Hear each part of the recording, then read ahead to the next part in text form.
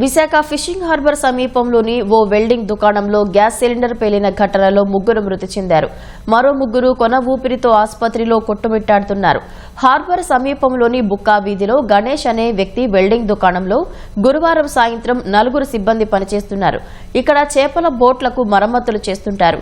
Welding చేస్తుండగా ఓ cylinder పేలి దుకాణంలోని సామాగ్రి చెల్లాచెదురైంది. క్షణాల్లో మంటలు చెలరేగాయి. ఈ ప్రమాదంలో 45 ఏళ్ల గణేష్ శ్రీనుల శరీర భాగాలు మాంసపు ముద్దల్లా చుట్టుపక్కల ఎగిరిపడ్డాయి.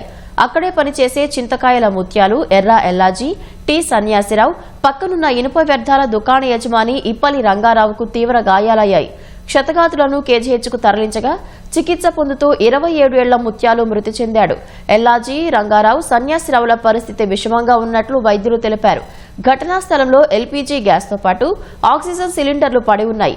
వీటిలో ఏది పేలిందన్నది నిర్ధారణ కాలేదు.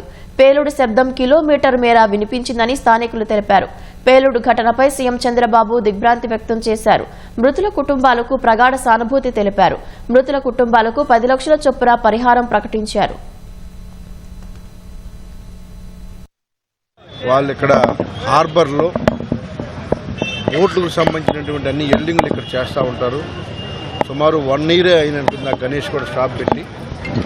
సో అనుకోకుండా సిచ్యువేషన్ జరిగింది కాబట్టి అన్ని విధాలా కూడా వాళ్ళకి కేజీహెచ్లో ఉన్న వాళ్ళకు మంచి వైద్యం అందే విధంగా చనిపోయిన కుటుంబాలకి ప్రభుత్వం అండగా నిలబడి ఆదుకుంటుందని తెలియజేస్తా ఉన్నాం.